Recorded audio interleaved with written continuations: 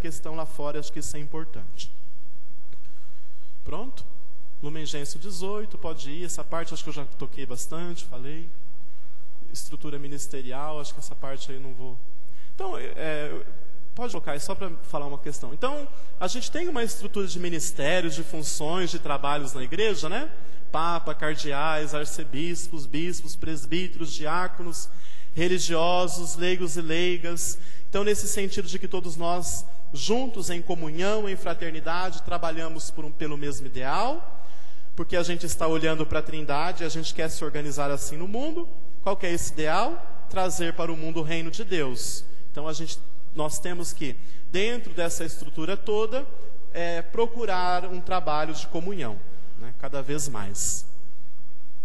E esse quadro, e esse círculo, ele vai simbolizar um pouco isso, no sentido de que o Deus da vida está no centro, Jesus está no centro da nossa comunidade, e desse centro surgem todos os ministérios, homens e mulheres consagrados, homens e mulheres solteiros, homens e mulheres consagrados ali de novo.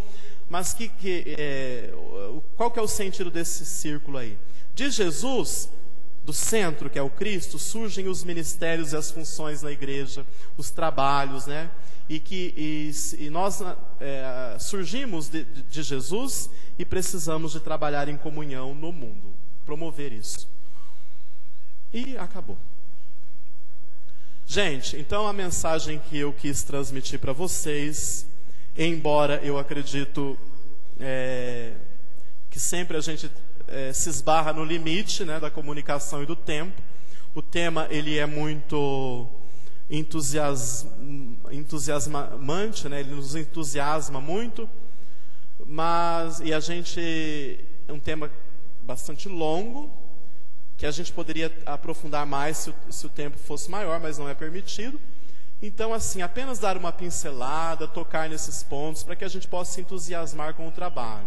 Sobretudo, para que a gente possa se apaixonar cada vez mais pela igreja, por Jesus Cristo, e entregarmos a nossa vida, no nosso cotidiano, para que esta igreja cresça, para que ela possa cumprir sua missão, para que o reino de Deus possa crescer entre nós. Fundamental de toda essa fala, de toda essa colocação que eu fiz aqui, é que a gente possa se preocupar um pouco no sentido de trabalharmos cada vez mais buscando a unidade entre nós, vencendo o individualismo e gerando a unidade. Vocês, eu achei bonito isso, né? Começam com essa formação, caminham durante a semana rezando e no domingo celebram a festa de Pentecostes. Existe um pensamento que diz o seguinte: no coração da Trindade, entre a Trindade, o Espírito Santo é que gera a unidade. É ele que é o elo de ligação entre o Pai e o Filho, é o Espírito Santo. E o Pai, ele vai derramar o Espírito Santo entre nós. Acontece de maneira semelhante. Também entre nós, é o Espírito Santo que vai ser o elo de unidade entre nós.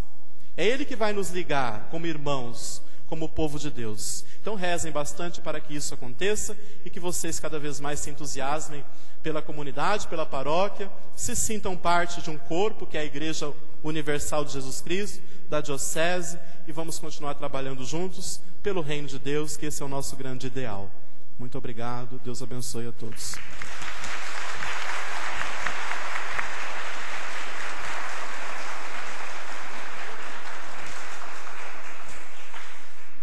Assim, sem se alongar muito, alguém teria alguma pergunta para fazer para o Padre Cassiano?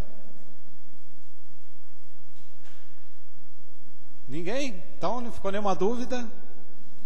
Alguma pergunta, um questionamento? Nada? Romano, católico, apostólico, romano. Eu não entendi direito. O porquê do romano? Porque a sede, né, do Papa, uma das funções, né? Porque a sede do Papa, que é o chefe da igreja, o sucessor legítimo de Pedro, está em Roma, né? Por isso que a gente diz que é a Igreja Católica Apostólica Romana, porque essa sede se encontra em Roma. Pedro esteve em Roma, né? Então a sucessão toda se dá a partir do bispo de Roma. Então a gente diz que ela é romana por isso, que é também uma característica da nossa igreja. Tá bem? porque a gente entende, né, a partir da nossa doutrina, que o sucessor de Pedro é o Papa. Eu falei naquela linha histórica que a gente foi traçando, que hoje é o Papa Bento XVI. E a sua sede se encontra na cidade de Roma. Por isso que a gente diz que a nossa igreja ela é católica, apostólica, romana. Tá bem? Depois do Francisco, mais uma se alguém tiver, só para a gente encerrar esse momento. É sobre a palavra leigo. Eu faço parte do círculo de estudo do ECC e ontem nós tivemos uma reunião de círculo e o tema era leigo. Eu gostaria de saber mais a fundo por que somos chamados de leigo. Gente, essa palavra leigo, né, ela é assim uma distinção, não é? Porque não faz parte do clero, daqueles que são ordenados. Então existe uma distinção entre os ordenados dentro dessa igreja e os leigos, né, o laicado. Mas essa palavra não quer dizer no sentido negativo, né, de pessoas que não conhecem, que são inferiores. Ao contrário, a partir do Concílio Vaticano II, o leigo ele assume o protagonismo aí dessa evangelização. Ele é chamado para assumir realmente essa evangelização, a conhecer, a se aprofundar na fé. Não tem esse sentido negativo, né? E eu diria que é para diferenciar, né? Uma palavra que a gente usa para diferenciar daqueles que são ordenados, que são os presbíteros. E que também, se a gente for ver muito bem, foram tirados desse laicado, né? Porque todo padre, todo bispo, ele é tirado de onde? Do meio dos leigos, do meio do povo de Deus. Então, uma palavra assim para apenas dar uma denominação nesse sentido. E em primeiro momento está o povo de Deus. Do povo de Deus saem os leigos, que são as pessoas que são casadas, solteiras e que trabalham, né? Têm a sua função e participam da igreja. E tem aqueles que são ordenados, mas todos nós saímos do povo de Deus. Então eu coloco que é apenas para dar essa diferenciação aí, né, de funções e ministérios dentro da igreja. Mas que precisamos criar a comunhão, cada vez mais nos sentirmos iguais e partes do povo de Deus, né? Acho que nesse sentido assim, não sei se eu consigo responder bem assim. Se tiver uma outra resposta melhor. Tá, a última é da Rosa. Só para falar o que o padre Cassiano falou, Jesus de Nazaré era o quê? Leigo, né? Então, eu quero perguntar assim, né? Porque nós catequistas, nós dizemos assim, que a Santíssima Trindade caminha junto desde a criação, né? Então, como Jesus diz assim, se eu não for, o Espírito Santo não virá. Certo. Desde as três pessoas da Trindade, elas são iguais em eternidade. Mas historicamente, nós seres humanos precisamos de entender esta ação da Trindade de maneira histórica, a história da salvação. Então, dentro dessa história da salvação, a gente entende que o Pai tem a missão de criar, e isso teve um tempo definido para isso, né? A questão da criação do mundo.